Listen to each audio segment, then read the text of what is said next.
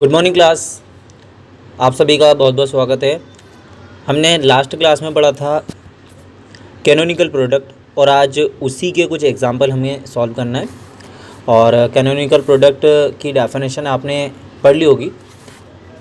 देखिए क्वेश्चन है उस बेसिस पर, represent sign pi Z in the form of canonical product. तो साइन पाई जेड जो है उसको कैनोनिकल प्रोडक्ट के फॉर्म में आपको कन्वर्ट करना है। ठीक है, एक बार हम वो डेफिनेशन को रिवाइज कर लेते हैं कैनोनिकल प्रोडक्ट की।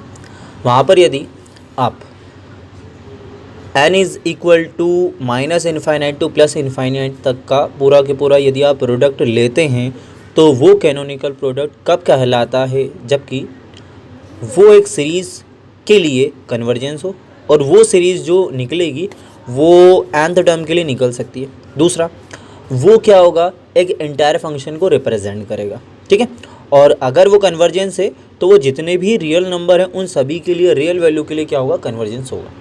ठीक है, अब हमारे पास जो क्वेश्चन है साइन पाई जेड, तो इसमें हमको कैनोनिकल प्रोडक्ट कन्वर्ट करने के लिए उसकी प्रॉपर्टीज़ को फॉलो करना पड़ेगा। उसकी प्रॉपर्टीज़ क्या है? सबसे पहला, वो जो प्रोडक्ट निकलेगा वो कन्वर्जेंस होगा। ओके, तो हम क्या करते हैं, सबसे पहले जो फंक्शन था उसको मैंने एफ जेड मान लिया और इसके मैं ज़ीरोज़ फाइंड करूँगा।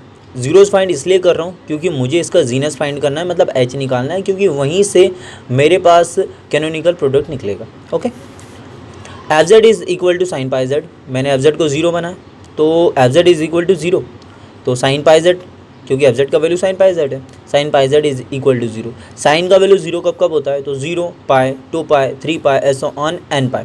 तो ये प्लस माइनस एन पाई पर हमारे पास साइन का वैल्यू 0 मिल जाता है, तो हम इसे क्या लिखेंगे, pi Z is equal to plus minus n पाई।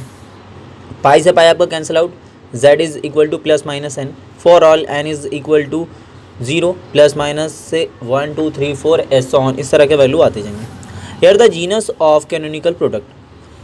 अब इस कैनोनिकल प्रोडक्ट के लिए जो जीनस है वो कितना है, 1, क्योंकि हम z की बात कर रहे हैं और z की पावर यहाँ पर कितनी है, z की पावर यहाँ पर 1, तो हम बोलेंगे here the genus of canonical product is 1 since the series. तब हम जो राइट साइड वाला वैल्यू है उसके लिए सीरीज़ मान सकते हैं और उस सीरीज़ को बताएंगे कि ये कन्वर्जेंट है या डाइवर्जेंट है।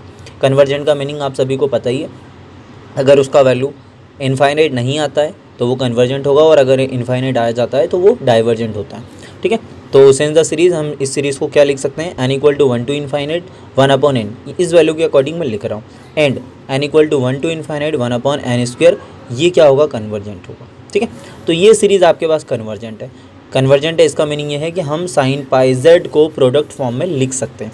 प्रोडक्ट फॉर्म क्या बनेगा, sine pi Z is equal to z e की power ji z, product of n equal to minus infinite to plus infinite 1 minus z upon n e की power z upon n, taking log both side. अब मुझे क्या करना है, इसको simplify करना हुआ ये यहाँ पर, क्योंकि जिस तरह से साइन को मैंने लिखा हूँ इसी तरह से कॉस, टैन, कोसेक, कॉट, इन सब का भी कुछ ना कुछ ऐसा फॉर्मूला होता है जिससे हम इसको लिख सकते हैं। तो मैं बोथ साइड का लॉग लेता हूँ क्योंकि सबसे पहले मुझे इसको सिंप्लीफाई करना पड़ेगा। तो टेकिंग लॉग बोथ साइड, हमने क्या किया, लॉग लिया, तो लॉग साइन पाई जेड, इसका लॉग लेंगे तो लॉग, और ये पूरी की पूरी इनइक्वलिटी जैसी की वैसे लिखी हुई है। अब आप देख सकते हैं यहाँ पर सारे के सारे नंबर इनटू में, लॉग की प्रॉपर्टी होती है log m into N is equal to log m plus N, तो ये लॉग साइन पाई जेड और ये सारे के सारे नंबर क्या हुआ, प्लस में चलेगा, लॉग जेड लॉग ई की power ji Z log n equal to minus infinite to, ये पूरे के पूरा नंबर सबके सब प्लस में चला गया। अब देखें ये और ये तो चेंज नहीं होंगे, देखिए ये दोनों तो चेंज नहीं होंगे, लेकिन लॉग से ही यहाँ पर कैंसिल हो जाएगा। ठीक है, लॉग से ही कैंसिल कर सकते हैं, यहाँ पर ये लॉग से ही कैंसिल कर सकते हैं। तो यहाँ पर फर्स्ट और सेकंड वैल्यू को हमने बिल्कुल एज इट इज़ लिखा है, लॉग जेड, ये लॉग जेड आपका ये चल रहा है, लॉग से ई कैंसिल तो कितना बचेगा, जी जेड, लॉग ये पूरा के पूरा as it is, then last में जेड अपॉन एन, ये कहाँ से मिला मुझे, ये log E Z upon N से ये जेड अपॉन एन मिला है यहाँ पर। ओके, अब आगे हम क्या करते हैं, इसको डिफ्रेंशिएट करते हैं, क्योंकि ये लॉग को अगर आपको हटाना है तो उसको डिफ्रेंशिएशन करना ही पड़ेगा। डिफ्रेंशिएशन करते हैं तो सबसे पहले लॉग, ये पूरा के पूरा एक फंक्शन बन रहा है, मान लेते हैं अगर यहाँ पर x होता तो log x का डिफरेंशिएशन 1 अपॉन एक्स, इसी तरह से साइन का कितना होगा, 1 अपॉन साइन पाई जेड, जब हम साइन का करेंगे तो कॉस एंड पाई जेड का करेंगे तो पाई, log z इसका 1 अपॉन जेड होगा, ये फंक्शन है इसका डैश लग जाएगा, देन log, अब log का आपको पता ही है, log x से दिए तो 1 अपॉन एक्स, ये पूरा के पूरा फंक्शन, तो ये 1 अपॉन में चला गया, 1 का करेंगे तो 0, z का करेंगे तो 1 एंड कितना बचा माइनस का n। इसी तरह से z अपॉन n का करेंगे तो 1 अपॉन n। अब देखें कॉस अपॉन साइन कितना कॉट, और ये पाई आपका कॉमन चल रहा है 1 अपॉन z, ये g डैश, यहाँ पर देखें minus infinite to plus infinite, यहाँ से बचा माइनस का 1/n, यहाँ से ये n, तो सबसे पहले n का यहाँ से मल्टीप्लिकेशन होगा और n जो है वो ऊपर भी चला जाएगा, तो n upon n minus Z into minus का 1 अपॉन n। ये n से ये n जो है अगली स्टेप में मैंने कैंसिल आउट कर दिया, लेकिन n माइनस जेड को हम लिख सकते हैं minus Z minus n। Okay, minus को मैंने कॉमन निकाल लिया, तो माइनस का z माइनस n इंटू ये n से ये n कैंसिल प्लस का 1 अपॉन n। तो देखो ये स्टेप के बाद ये बच रहा है, बाकी ये वाला तो एज इट इज चल रहा है आपके पास, है ना। Hence this differentiate term justify by uniform convergence. तो ये जो टर्म बना है ये यूनिफॉर्म कन्वर्जेंस है। पहले वाले आपने 1 अपॉन n और 1 अपॉन n स्क्वायर को कन्वर्जेंस बोला था, ये पूरा के पूरा ये टर्म क्या बना है यूनिफॉर्म कन्वर्जेंस। इसे मैंने इक्वेशन नंबर 2 दिया। आगे देखें, बट वी नो दैट, तो जिस तरह से हमने साइन का फॉर्मूला बनाया था उसी तरह से मैंने कहा था साइन कॉस कॉट सभी का बनता है। अब आपको ये स्टेप याद करनी पड़ेगी, ठीक है। तो pi cot pi z is equal to 1 upon z, and यहाँ पर इन ये दोनों के दोनों सिमिलर है, ओनली जी डैश जेड नहीं आया है कॉट में बस, ठीक है, क्योंकि ये हम बोल रहे हैं बट वी नो दैट। जिस तरह से साइन का फार्मूला लिखा उसी तरह से हमने पाई कॉट जेड का भी फार्मूला लिखा है। अब कंपेयरिंग इक्वेशन नंबर 2 एंड 3, इन दोनों को कंपेयर करो। तो कंपेयर कर रहा हूँ तो ये इसके इक्वल है, ये इसके इक्वल है और ये इसके इक्वल है, लेकिन जी डैश जेड के इक्वल में कुछ भी नहीं चल रहा है, मतलब इसका वैल्यू जो होगा वो 0 होगा। लेकिन ये जो वैल्यू निकला है वो डेरिवेटिव का निकला है। डेरिवेटिव का मतलब ये हुआ हमने यहाँ पर F dash Z is equal to 0 निकाला है। अगर ओनली एफ जेड का वैल्यू चाहिए, इसका मतलब यहाँ पर कोई ना कोई कांस्टेंट वैल्यू होगा, कोई ना कोई वैल्यू ज़रूर होगा। तो अगर मैंने F Z is equal to यहाँ पर मान लिया कि ये कितना है के है, तो एफ जेड इक्वल टू के, यदि इसका डिफ्रेंशिएशन करूँगा तो वो 0 हो जाएगा।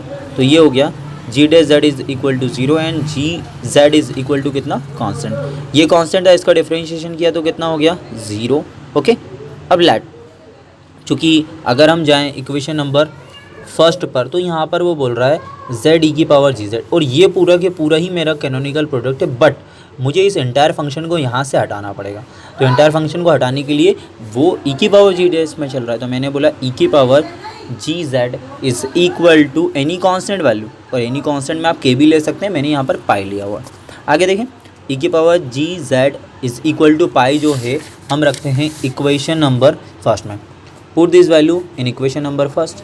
इक्वेशन नंबर 1 क्या है, sine pi Z is equal to z e की power ji z, n is equal to minus infinite to plus infinite 1 minus z upon n e की पावर जेड अपॉन एन। ये आप निकाल चुके हैं, अब भी आपने पूरा सॉल्व करने के बाद ये निकाला है, ये वैल्यू को यहाँ पर रख लीजिए, तो ये हो गया जेड पाई। अब देखें ये पूरा की पूरा हमारा कैनोनिकल प्रोडक्ट है। हम ये भी लिख सकते हैं कि इसको अपॉन में ले जाएं, ये आ गया हमारा क्वेश्चन सॉल्व है। ये जो बना है यही क्या है, इसका कैनोनिकल प्रोडक्ट। ठीक है बच्चों, मिलते हैं नेक्स्ट वीडियो में।